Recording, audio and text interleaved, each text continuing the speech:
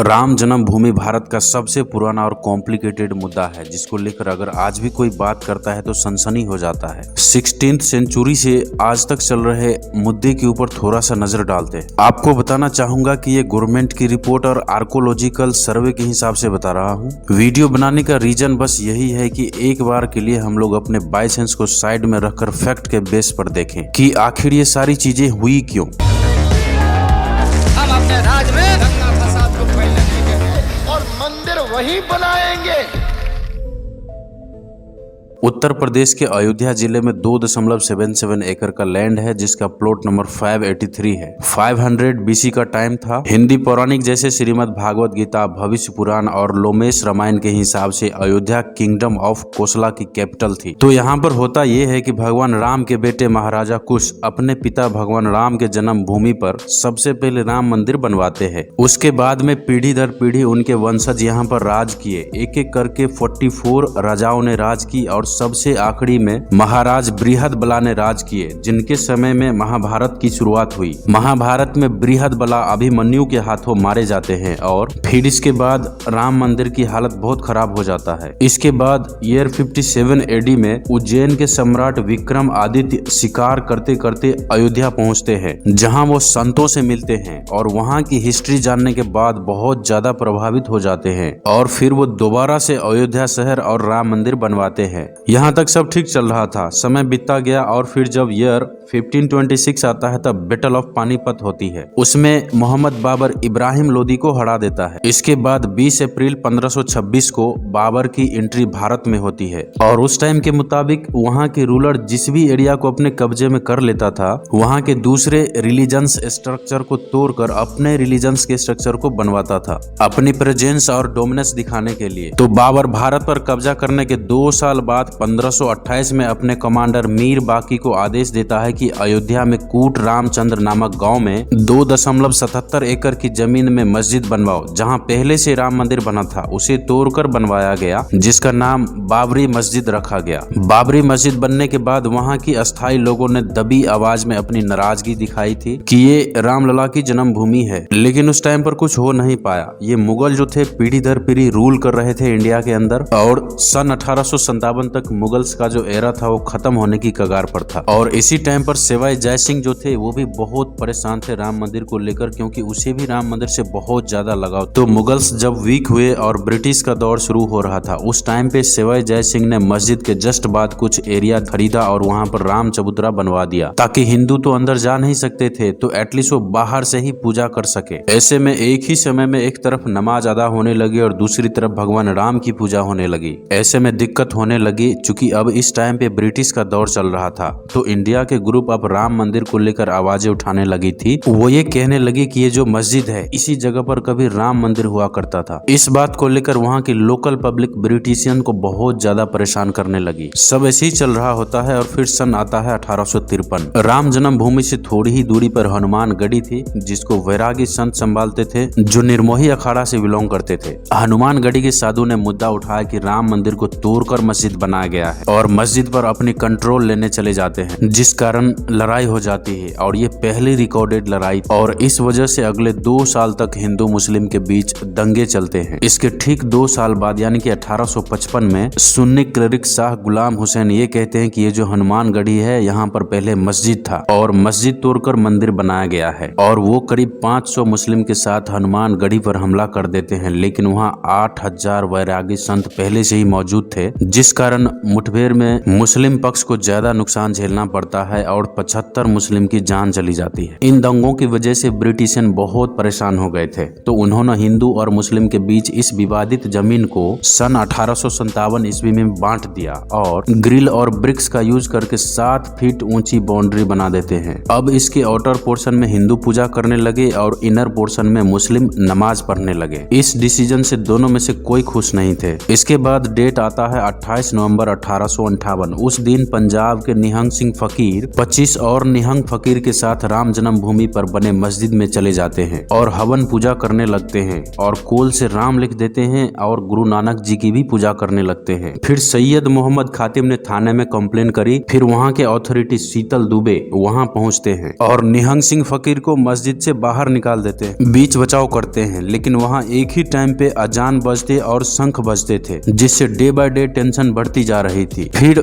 सन 1983 में महंत रघुवर दास राम चबूतरा पर मंदिर बनवाने की मांग की, जिसे ब्रिटिश अथॉरिटी मना कर देते हैं। उसी टाइम पे शाहजहांपुर में गाय की हत्या कर देते हैं, जिससे गुस्सा होकर हिंदुओं ने मस्जिद में तोड़ फोड़ कर देते हैं। बहुत ही दंगा फसाद होता है और फिर इसके बाद 1947 में हमारा देश अंग्रेजों से आजाद हो जाता है। इसके 2 साल बाद दिसंबर 1949 को अखिल भारतीय रामायण महासभा आउटर पोर्शन में 9 दिन का रामायण का पाठ रखते हैं और पाठ जिस दिन खत्म होता है 22 दिसंबर 1949 को मस्जिद के अंदर रामलला की मूर्ति रख देते हैं और अगले दिन रामलला प्रकट हुए हैं ये बोलकर दर्शन के लिए लाइन लग जाते हैं। फिर 29 दिसंबर 1949 को सुन्नी सेंट्रल बोर्ड FIR दर्ज करवाते हैं ये बोलकर कि ये लोग झूठ बोल रहे हैं, रामलला प्रकट नहीं हुए हैं, ये लोग वहाँ उनकी मूर्ति ले जाकर रखे हुए हैं, जिस पर सुनवाई भी होती है और बाद में दंगे ना हो इनर और आउटर पोर्शन को लॉक कर दिया जाता है और मामला कोर्ट में दे दिया जाता है। और लगातार केस फाइल होने पर कोर्ट ऑर्डर देता है कि विवादित एरिया का एक मैप तैयार किया जाए। 25 जून 1950 को लोकल कमिश्नर पूरे एरिया की 2 फाइल सबमिट करता है और कोर्ट आश्वासन देते हैं कि ये मामला अब कोर्ट डिसाइड करेगा और वहीं पर इनर पोर्शन को विवादित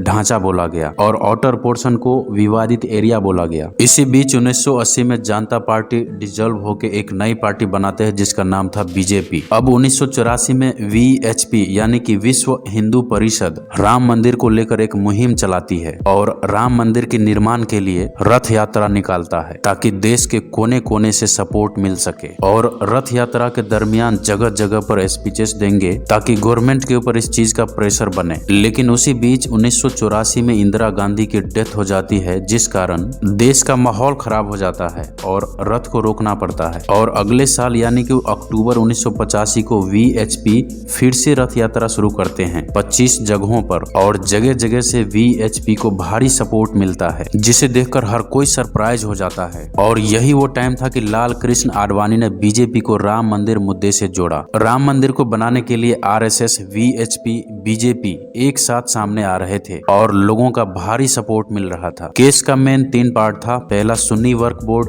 दूसरा निर्मोही अखाड़ा और रामलला। 1989 में कुंभ का मेला था जिसमें ऐलान कर दिया गया कि अब राम मंदिर का शिलान्यास जल्दी ही किया जाएगा, जिसका प्रमोट VHP ने खूब किया था। अब लोग शिलान्यास करने के लिए ईंट पर राम लिखकर अयोध्या ले जाने लगे कि इन ईंटों का यूज करके मंदिर बनेगा। एक एक करके 3.5 लाख ईंटें अयोध्या लाई गई थी ताकि इन ईंटों से राम मंदिर बनाया जा सके। 9 नवंबर 1989 को होम मिनिस्टर बूटा सिंह और यूपी के CM नारायण दत्त तिवारी की मौजूदगी में शिलान्यास कर दिया जाता है बगैर किसी दंगे फसाद के। एक एक स्टेप को VHP और RSS मंदिर के निर्माण के कार्य को तेजी से आगे बढ़ा रहे थे और नवंबर 1989 को लाल कृष्ण आडवाणी ने भी रथ यात्रा का ऐलान कर दिया था और ये जो रथ यात्रा था वो VHP की रथ यात्रा से अलग प्रकार की थी। इस रथ यात्रा को सितंबर 1990 को गुजरात सोमनाथ मंदिर से शुरू की गई थी, जिसका अरेंजमेंट नरेंद्र मोदी जी ने की थी।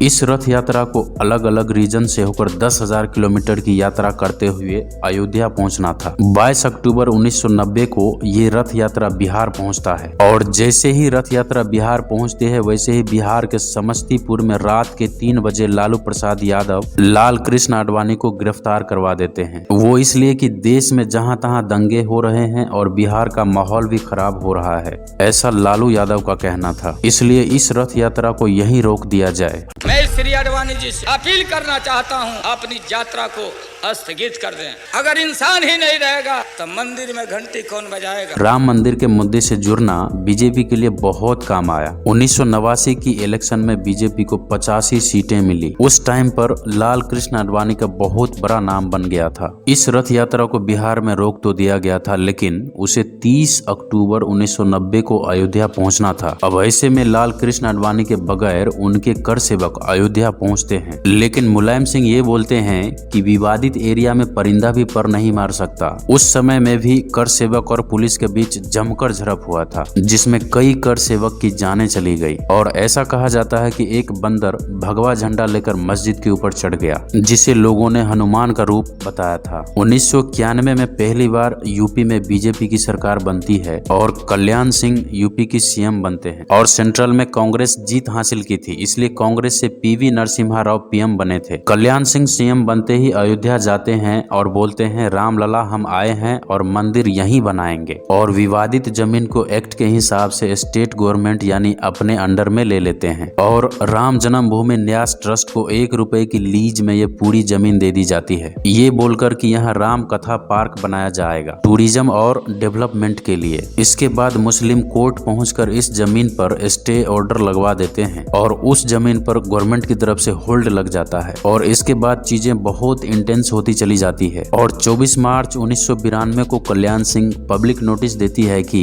गवर्नमेंट रहे या ना रहे, राम मंदिर बननी चाहिए। इस पूरे सिनेरियो में दिक्कत ये थी कि हिंदू ग्रुप का ये कहना था कि ये पूरा जो एरिया है वहाँ कंस्ट्रक्शन करके उन्हें पूजा करने की अनुमति दी जाए, लेकिन कोर्ट से ऑर्डर ही नहीं था, वहाँ कोई कंस्ट्रक्शन कर ही नहीं सकता था। जुलाई 1992 को वीएचपी ने डायरेक्ट पब्लिक तक इस बात को पहुंचाई कि वहाँ कंस्ट्रक्शन तो नहीं किया जा सकता है, पर विवादित ढांचा गिराया तो जा सकता है। वीएचपी लीडर अथॉरिटी से मांग की कि 3 महीने के भीतर हमें कंस्ट्रक्शन करने की अनुमति दी जाए, नहीं तो हम अगला स्टेप ले लेंगे, लेकिन कुछ नहीं हो पाया। फिर 30 अक्टूबर 1992 को धर्म संसद की बैठक दिल्ली में होता है, जिसमें यह फैसला लिया जाता है 6 दिसंबर 1992 को कर सेवा की जाएगी अयोध्या के अंदर, जहां भजन कीर्तन का आयोजन किया गया। सीएम कल्याण सिंह ने गारंटी लिया कि यहाँ किसी भी प्रकार का दंगा फसाद नहीं होगा और सिक्योरिटी को कहा कि किसी भी हालत में कर सेवक के ऊपर गोली नहीं चलनी चाहिए। देश भर के 1.5 लाख से ज्यादा कर सेवक इकट्ठा हो गए थे और भक्ति आराधना जम के चालू था। साथ में स्टेज भी बने थे जिसपे नेता लोग अपना अपना भाषण भी कर रहे थे। बीजेपी, आरएसएस, वीएचपी सबके नेता वहां पहुंच चुके थे और जो भड़काऊ नेता थे उनको वहां जाने से रोका गया था। उसमें एक उमा भारती भी थी जिसे जाने से रोका गया था, पर तब भी वो अपना बाल कटवाकर वहां चली गई थी ताकि पहचाना न जा सके और आसानी से अंदर जा सके। भाषणों का कार्यक्रम चल ही रहा होता है कि 11:30 पर सभी कर सेवक विवादित ढांचा के तरफ बढ़ने लगता है और 11:55 होते ही विवादित ढांचा का एक पार्ट गिरा दिया जाता है। 3:30 होते होते दूसरा सारा पार्ट गिरा दिया जाता है। 3:30 होते होते दूसरा पार्ट गिरा दिया जाता है और गर्भगृह में रामलला की मूर्ति सहित लक्ष्मण जी और हनुमान जी की मूर्ति रख दिया और टेंट से मंदिर बना दिया, जिस कारण फिर से दंगे फसाद का माहौल बन जाता है और लगभग 6 बजे वहां प्रेसिडेंट रूल लगा दिया जाता है। 6:15 पर यूपी के सीएम जो गारंटी लिए थे कि कुछ नहीं होगा, वो रिजाइन कर देते हैं और वहां की लोकल पुलिस एफआईआर दर्ज करती है, एक लीडर के खिलाफ और एक क्रिमिनल एक्टिविटी के खिलाफ। अब इस इंसिडेंट के बाद पूरे भारत में दंगे चालू हो जाते हैं, जैसे मुंबई, अहमदाबाद, दिल्ली, यूपी, बिहार, और इसमें 2000 से ज्यादा लोगों की जानें चली जाती है। खरबों रुपए की संपत्ति बर्बाद हो जाता है और देश के बाहर भी ये बातें चली जाती है और पाकिस्तान अपने देश के अंदर 30 हिंदू मंदिर तोड़ देते हैं। बांग्लादेश के अंदर 11 हिंदू मंदिर तोड़ दिए जाते हैं। इसके बाद गल्फ कंट्रीज जो हैं वो भी विरोध करने लग जाते हैं। फिर इस मामला को सेंट्रल गवर्नमेंट अपने अंडर में लेती है। वहाँ के आसपास की जमीनें को भी खाली करवा दी गई। फिर जब काफी टाइम के बाद मामला शांत हुआ, पहले का केस रद्द किया गया। कुछ दिन के बाद फिर उसी केस को दोबारा से स्टार्ट किया जाता है। फाइनली होता यह है कि इनका फैसला होना कोर्ट से ही है। 2003 में हाई कोर्ट में केस स्टैंड होता है और सबसे पहले आर्कियोलॉजिस्ट के टीम को बुलाया जाता है और अब जो साइंटिफिक तरीके हैं, फैक्ट हैं, उनको ढूंढा जाता है और 12 मार्च 2003 को एएसआई की टीम सर्वे स्टार्ट करती है। सबसे पहले जीपीआर सर्वे यानी ग्राउंड पेनिट्रेटिंग रडार की सर्वे होती है, जिससे जमीन के अंदर की चीजें पता चल सके। 6 महीने तक लगातार खुदाई चलती रही। ट्रांसपेरेंसी के लिए 2 जुडिशियल ऑफिसर को वहां रखे जाते हैं। जब तक सर्वे चलता है वे दोनों वहीं रहते हैं। अब यहाँ एक टर्म एंड कंडीशन होता है कि गर्भगृह यानी कि जहाँ रामलला विराजमान है वहाँ पर किसी भी कीमत में खुदाई नहीं करनी है। सर्वे करने के बाद ASI की रिपोर्ट आती है कि बाबरी मस्जिद के नीचे स्ट्रक्चर मिला है, लेकिन वो इस्लामिक नहीं है। दूसरी चीज इसमें ये बोला जाता है कि कुछ ऐसे स्ट्रक्चर्स मिले हैं जिससे ये लगता है कि पहले यहाँ पर प्राचीन मंदिर रहा हो। और तीसरी चीज ASI ये बोलती है कि हम ये तो कंफर्म नहीं कर सकते कि ये जो बाबरी मस्जिद बनाई गई है वो राम मंदिर को तोड़कर ही बनाई गई है कि नहीं, लेकिन हम ये कह सकते हैं कि बाबरी मस्जिद को खाली जमीन पर नहीं बनाया गया है। उसी दरमियान लश्कर तैयबा के 5 आतंकी अटैक करने के लिए घुस जाते हैं जो टेम्परेरी मंदिर बनाई गई थी उस पर, जिसमें एक सिविलियन की जान चली जाती है और कुछ जख्मी हो जाते हैं। लेकिन वहां मौजूद CRPF उन 5 आतंकियों को मार देते हैं। और इसके बाद 2010 में सारे प्रूफ देखे जाते हैं। दोनों ग्रुप अपना अपना दलीलें देते हैं। हाई कोर्ट सारी चीजें देखने के बाद अपना फैसला सुनाता है और रिपोर्ट में कोर्ट कहता है कि हाँ, उस जगह पर रामलला का जन्म हुआ था। बाबरी मस्जिद के नीचे कोई भी इस्लामिक स्ट्रक्चर्स नहीं है। फिर हाई कोर्ट 2.77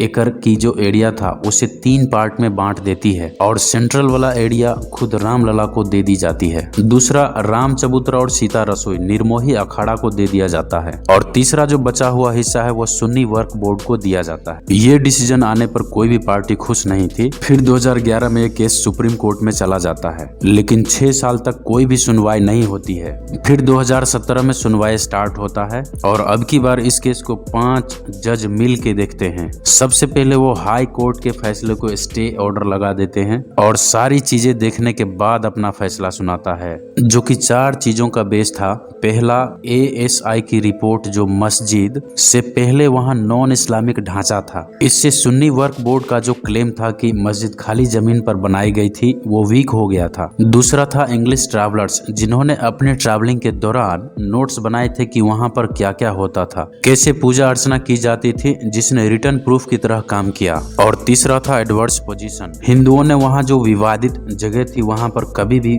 पूजा करना रोका ही नहीं। अगर मिट्टी भी पड़ी थी तब भी वहां पुजारियों ने पूजा की। वहीं मुस्लिम 1934 हो या 1949 से वहां नमाज पढ़ने गए ही नहीं। चौथी चीज थी cross examination of witness. Court के जजमेंट के 1029वें पेज पर लिखा गया है, उसमें जज विटनेस परमहंस राज से कहते हैं, आपको ऐसा नहीं लगता कि जहां आप कह रहे हैं कि रामलला का जन्म हुआ है वहां के कुछ हाथ साइड में लेफ्ट या राइट में हुआ हो? उत्तर में परमहंस राज कहते हैं कि एक उंगली भी इधर उधर नहीं। एग्जैक्ट जो मस्जिद थी उसका जो सेंट्रल डोम है एग्जैक्ट वहीं पर गर्भगृह है जहां पर रामलला विराजमान है। इस पर 1% भी डाउट नहीं है। ये सारी चीजें देखते हुए 9 नवंबर 2019 को फैसला आता है। 2.77 एकड़ लैंड पूरा का पूरा लैंड राम भगवान को दे दिया जाता है। ना तो निर्मोही अखाड़ा को और ना ही सुन्नी वर्क बोर्ड को दिया जाता है। पूरा का पूरा लैंड राम भगवान को जाता है और सुन्नी वर्क बोर्ड को वहां से 25 किलोमीटर की दूरी पर 5 एकड़ जमीन धानीपुर विलेज अयोध्या डिस्ट्रिक्ट में दे दिया जाता है। और निर्मोही अखाड़ा जो इतने सालों से केस लड़ता है उसे कुछ नहीं मिलता और सेंट्रल गवर्नमेंट ने एक ट्रस्ट बनाया जिनका नाम था श्री राम जन्मभूमि तीर्थ क्षेत्र ट्रस्ट, जिसको 15 मेंबर मैनेज करेंगे। और सुप्रीम कोर्ट ने यह भी कहा था कि इस 15 मेंबर में एक निर्मोही अखाड़ा को भी रखना होगा। और अभी करंट की बात करें तो 5 अगस्त 2020 को प्राइम मिनिस्टर नरेंद्र मोदी जी ने फाउंडेशन स्टोन और भूमि पूजन करवाया था और 22 जनवरी 2024 को यहाँ पर रामलला विराजमान हो गए। अभी भी राम मंदिर का कार्य पूरा नहीं हुआ है। कहा जा रहा है कि दिसंबर 2024 तक राम मंदिर का कार्य पूरा हो जाएगा।